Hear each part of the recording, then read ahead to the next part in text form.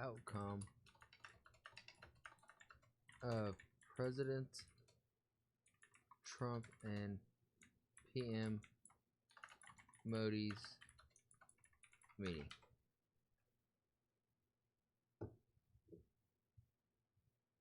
In the meeting between President Trump and Prime Minister Narendra Modi, February 13th. So this was a few days ago. This was 4 days ago. Resulted in several outcomes.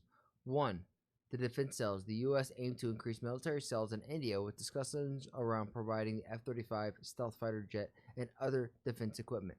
There's also talk about India potentially doubling its trade with the U.S. by $500 billion by 2030. This is what I was talking about with these trade relations, y'all. This is 100% it. Tariff reductions. India took preventative measures. I did see this about lowering select U.S. products like vehicles and automotive vehicles, with Trump's criticisms regarding high Indian tariffs on U.S. goods. This was described as a gift for Trump to lower trade tensions. This is what I did see this. He did this preemptively to say, hey, in good faith, we're already going to lower the tariffs that we have on American automotive. Made it an energy agreement. An agreement was made with the U.S. to become a top oil and gas supplier to India. To become a top oil and gas supplier. So it's not like the top. So I'm sure Saudi Arabia will still be like number one or number two. But it's great to see that America produces a lot of oil. It's just crazy that we keep so little of it. We're aiming to replace imports from Russia due to geopolitical changes and economic considerations. So in other words, we're trying to say, hey, yo, stop being so friendly with Putin and become a little bit more friendly with us. You know what we're saying? We spend a lot more money than they do. There were discussions on immigration, particularly focusing on deportations of undocumented Indian immigrants and possibly the easing of the H-1B visa rules, although specifies on immigration policy are not detailed yet, because we're still trying to figure out what we're going to do with all our immigration right now. I definitely believe there needs to be a reformation on what our immigration policies are, but I think those are being ironed out now. Russia oil is cheap. Maybe with better relations with the U.S., the U.S. could become just as cheap. And if not just as cheap, maybe the increase in price will justify the value that you get with doing trade with us or more trade with us. Extradition. One notable outcome was that the U.S. approved the extradition of Tawahir Rana, who is linked to the 2008 Mumbai terrorist attacks, to face justice in India. So why were we holding this guy? We should have given him back a long time ago if it's from 2008. A strategic partnership. This is what I want to see. Both leaders expressed commitments to deepen strategic partnerships between India and the U.S., particularly in areas like defense, technology, including AI, and counterterrorism. Interesting. What I'm missing out of this, though, is pharmaceutical and distribution. Because I would rather buy stuff from India because it's going to get here quicker and maybe even cheaper, especially with the new infrastructure going on. And you guys are already the pharmaceutical hotbed of the world. Trade and tariff agreements. They both agreed to work and resolve trade concerns with the intentions to finalize a deal by the fall of 2025. Fantastic. I'm very interested. So in the fall of 2025, you guys got to hang out with me now for the rest of the year to figure out what exactly is going to happen and to see if I'm right or not. But with everything else coming up behind this, makes me feel like I've been echoing this. I think America and India are going to have a beautiful friendship going into this next decade, to this next era of the world, of global internet culture. I think we're going to have a beautiful friendship. Lastly, public relations. There was mutual praise, Modi borrowing Trump's Make America Great Again slogan to propose Make India Great Again, MEGA instead of MAGA, indicating strong personal rapport and influencing bilateral relationships. I mean, that's fantastic. Let's see, PM Modi and Trump. See if there's a good video on this.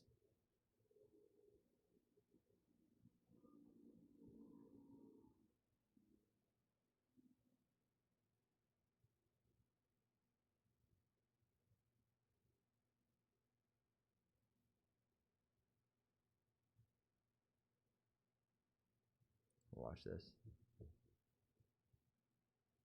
Actions may speak louder than words, but sometimes gifts get the job done just as well. President Trump welcomed Prime Minister Modi to the White House yesterday with a handshake, a hug, and a gift. Prime Minister, Mr. Prime Minister, you are great. Donald Trump. A copy of his book, Our Journey Together. Trump signed the book for Modi, inscribing, Mr. Prime Minister, you're great. That's what Trump wrote. The two leaders flipped through the book, looking at snapshots from their rallies together. That's awesome. What does this gift say about the Modi-Trump bromance? That's so funny. Trump's gifts are hysterical. Trump gifted him a Make America Again a Great book and then signed it. He said, here you go. And which other gifts were exchanged during this visit? book. Here is a report.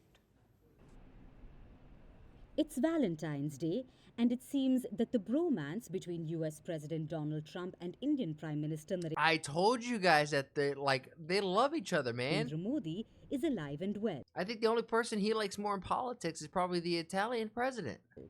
As Trump welcomed Modi to the White House yesterday, the two leaders exchanged handshakes, shared hugs, and of course, a gift. They interacted with the media in the Oval Office, and that's when Trump gifted a copy of his book to Modi.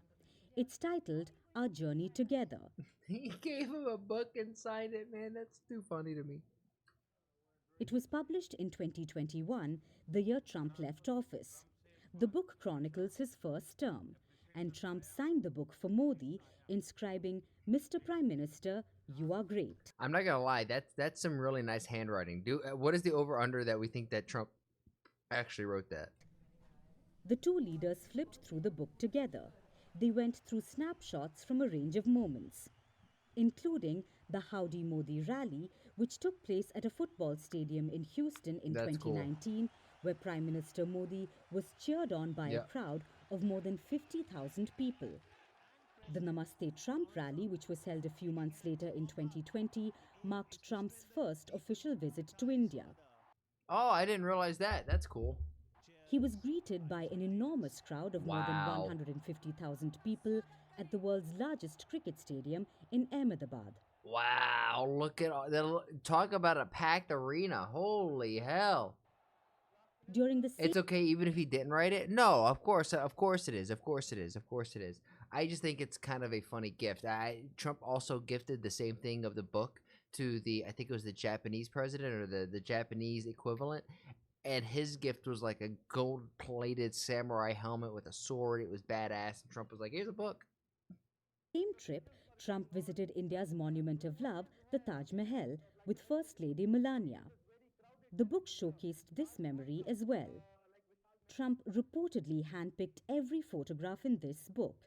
He wrote the captions as well, and these pictures capture the... Well, in all fairness, Japan did get more than a book, but so are you guys. You guys are getting F-35s. Key moments of his first presidency. From the Mexico border wall project to Trump's impeachment part of the catalog has now been opened up to you. No wonder the United States military catalog just got a new DLC for you guys, and you guys got a whole new chapter. A whole new chapter of things that you could buy from. Trump's an amusing guy. He's absolutely an entertaining president. Yeah, features in this book. For the better and for the worse. And I'm super pro-Trump, obviously, right? Like, not surprising. But he's a character. Speaking of warmth, ahead of the Prime Minister's talks with the President, he also met the head of DOGE, the US Department of Government Efficiency, Elon Musk. Wow. They met at the Blair House to talk innovation, space exploration, and artificial intelligence. Musk... I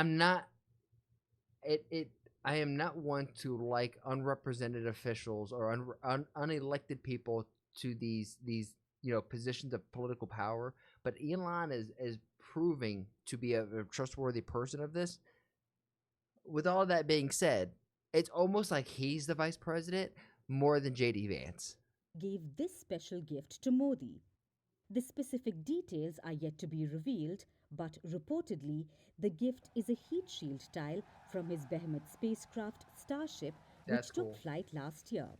The object was engraved with the words Starship Flight Test 5, October 12, 2024. It was a heartfelt gesture. But what do you gift the richest man on earth? Well, you return the gesture to his children.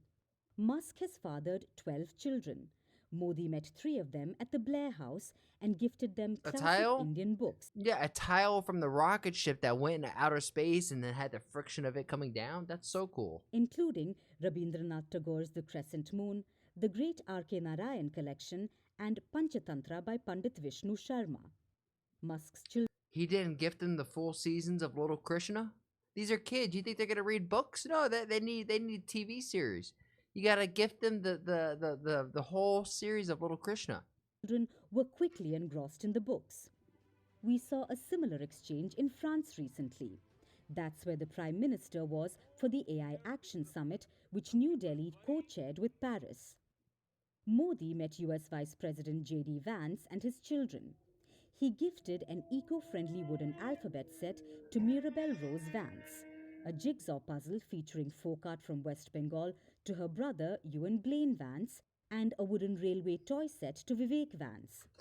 Ooh, the railway. Maybe that's a little soon for what's happened in New Delhi, huh? It's a little soon. Now, gift giving is a tricky business. It's an age-old tradition that is constantly evolving. And the Prime Minister's gifts highlighted this: sustainability and cultural consciousness. After all, diplomacy may be about the art of war, but sometimes it's also about the art of gifting. We're calling the show Vantage. We hope you like what we put together for you. And now to Bangladesh, touted as the minimum defense from that video. India's neighbors were the first to send. not wrong in the idea of like negotiation is the art of war, but sometimes in that you have to figure out what is the art of the gift for peace and prolonged negotiation, right? I guess you got to follow along till the end of this year, of the fall of 2025, to figure out what exactly are they going to be. What is the trade relations for America going to be going forward?